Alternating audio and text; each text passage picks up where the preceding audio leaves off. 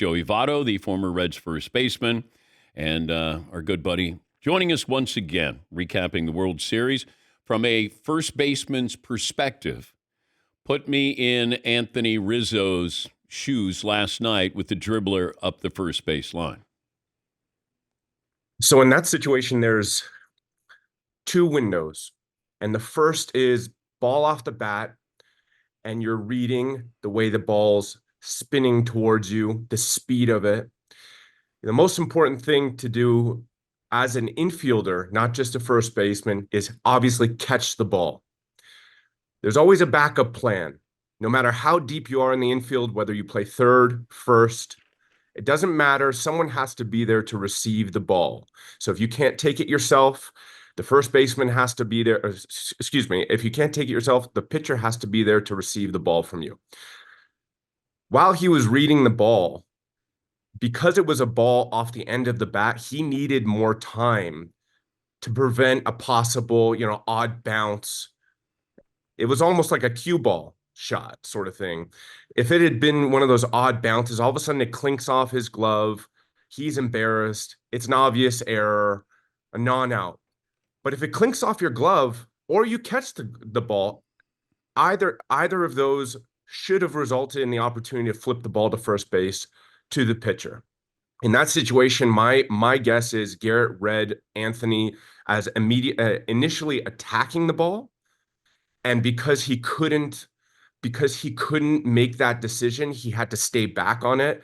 Garrett paused, Rizzo stayed back, and there was nobody at first base. Mookie ran as hard as he could out of the box, that's what he does. He plays the game perfectly, and nobody was there, and you get the first run of the game. Yeah, it kind of had to be a perfect storm there that in what you bring up, the spin on the ball, I think, is going to get lost with a lot of people, that they don't realize that Rizzo couldn't attack. He couldn't come up on it. But Cole was thinking he's going to be able to do that. Therefore, he's sort of walking towards the dugout. And then you got to factor in that Mookie Betts is running as hard as he can and put even more pressure on Rizzo. But that was the story of the series. In the very first game of the series, Gleyber Torres casually went after a ball after Shohei Otani hit a double off the wall, and it bounced off his glove, ended up rolling into mound area. Shohei aggressively took third base in what was then a 2-1 game. Mookie Betts sacrifice flies, makes it a 2-2 game, and they get through the next inning, and it ends up going to extra innings. Who's to say that couldn't have been game one for the Yankees and Freddie Freeman doesn't get the opportunity to hit a grand slam? Then in this most recent game, several errors in that very same inning, an uncharacteristic error from Aaron Judge, and then Anthony Volpe, what was a decision that probably, I would imagine he probably would have liked to have gone to second base on, because in that situation, when you go to third base, there's a crossover. You have to make a perfect throw. And when I say there's a crossover, the base runner's heading in one direction, and the third baseman, who's typically not receiving balls in a forced situation, has to catch the ball basically with a runner sliding into him, with a runner crossing his path. And without a perfect throw, you're oftentimes not going to get a forced play in that situation, especially if you have a really good runner. And he didn't make a perfect throw and ended up exacerbating, and then the Garrett Cole non-cover in a miscommunication, a misread. And then there's your first run, and then, go from there. But we talk about all the millions and millions and millions of dollars that these rosters are, And millions of dollars. It comes down to little things. Fundamentals. Little things, doing things the right way. It's I don't want to be get off my lawn guy, but the culture I was brought up in, I'll tell you a story from the minor leagues. So our farm director, Tim Naring, when I was 18 years old, we used to run this drill, and it was during instructional league, spring training, even during the regular season, where it would be a 27-out drill. And you would have to get 27 consecutive outs,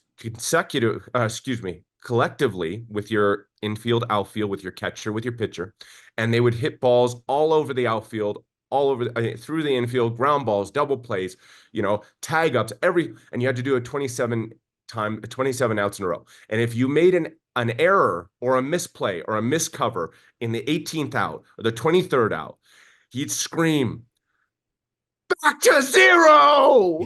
And then we would start back up from the very beginning. But it was the culture of perfection. It was the culture of, we are going to execute in game.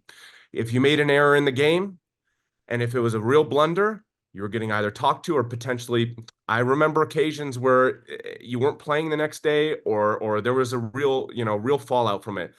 Now, I'm not saying these teams aren't doing that, but I love a game that's clean. There's something about it that's appealing when you get to watch a clean game, no errors, fundamentally sound. And these are two highly professional teams. It was shocking to see some of these errors. Anthony Rizzo is one of the best defenders I've ever seen. Cole doesn't make these mistakes. It was just an odd situation. Joey Votto, former Reds first baseman. How will you remember Aaron Judge's World Series? I will remember it the very same way I'll remember Shohei Ohtani's. I'll remember it as a fan. I'll remember it as a missed opportunity, as potential just being just right on the precipice of him breaking out and carrying this series. Shohei the very same way. He looked as good as you could possibly look, and then he injured his shoulder. Aaron Judge looked as good as he possibly could have looked right in this most recent game, and then they get knocked out.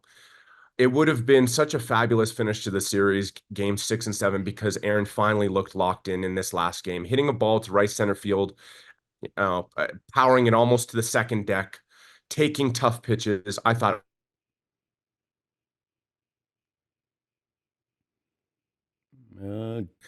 Wait, you froze up here.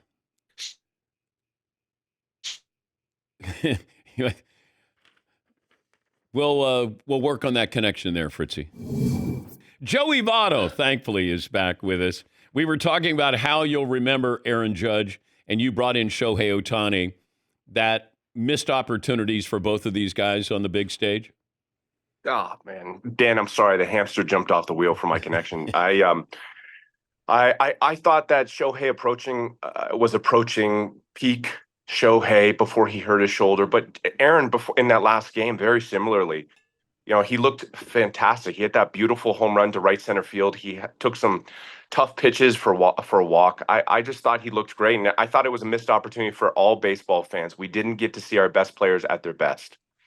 Yeah, and then Otani, but they build up a lot of regular season credibility with the numbers that they both put up. You just wanted to see that kind of showcase go seven games, and it comes down to Otani or Aaron Judge. That's what we live for. We want those moments. We want the best players on the biggest stage. How do you explain Freddie Freeman of getting locked in like that? And it felt like they were pitching him sort of in the same location.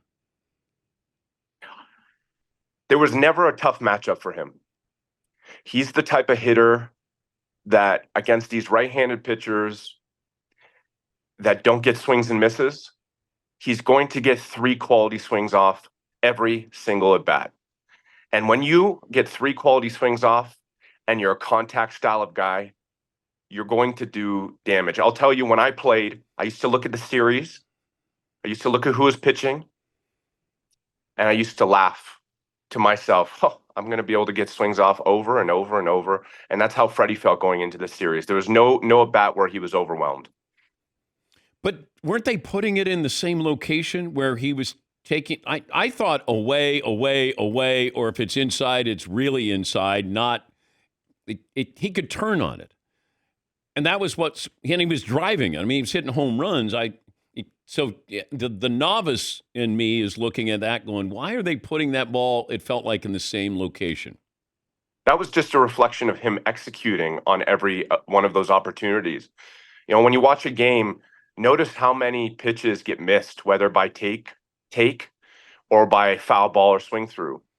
And he got those opportunities and at a significantly higher percentage than the average hitter. was executing on it and putting it in play for a home run or a double. And he just did that all series long. And I think he owns the World Series home run record, consecutive game record now. Yeah. 6. Not bad. Yeah, he went 6. If you go back to the Braves, that's 6 consecutive games that he hit a home run. Didn't homer last night, but still, they didn't even know how healthy he was going to be. I mean, you can look at the Dodgers. I mean, total team effort, but I brought this up in the first hour. I thought Dave Roberts did a wonderful job with his pitching staff, with the roster, and they felt more like a smaller market team. Like their approach felt smaller market, even though it's a $1 billion roster. And I think that's a credit to the manager of we hustle, we make the small plays. We're going to pull the pitching staff together. Be a bullpen game. All of those things. I just thought he pressed the right buttons. I agree. I agree, but they didn't have a strong pitching staff, and their bullpen was not strong either. They had some bright spots. Of course, Trenton was excellent, but when you have to bring Buehler in to end the game, that's saying that you don't have a Class A sort of thing to throw the last 2-3 innings of the game.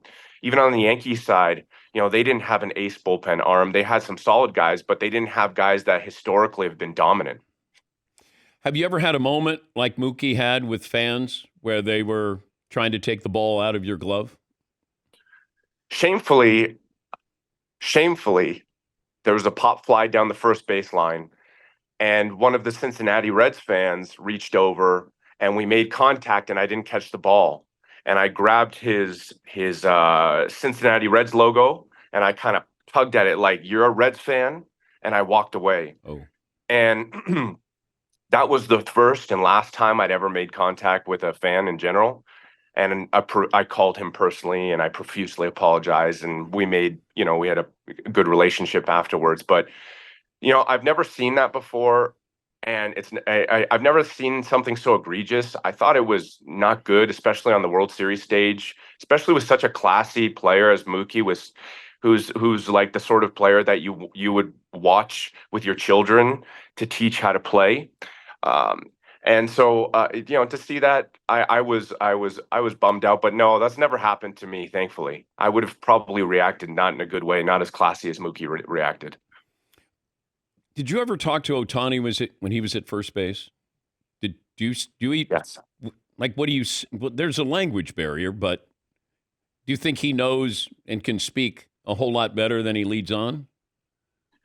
Well, when I first played the couple times that I played against him were when he was with Anaheim. So that was at the beginning of his career. And the first occasion that I crossed paths with him, I said, "Wow, you're fast." And he goes, "Thank you, arigato." So in my experience, we were having a Japanese-English conversation. Okay. Yeah, okay. Deep conversation, huh? You're really fast. Yes. Arigato. Great to talk to you. And hope you're doing something with your life now. What are you doing with your life? I'm clearly in environments that don't have strong internet connection. So I could stand to upgrade from there, but I'm doing great. I been doing some surfing and been doing some traveling. It's been great, Dan. Okay. I hope I see you, involved with baseball next year. I hope that there's something if you want to be involved in a, MLB network, pregame show or something. You got too much knowledge and personality to have it not be seen. That's kind of you. I love the game. I love talking about it, but more importantly, I love to learn. And this is the sort of sport that if you don't stay up with the current trends, if you don't keep up with the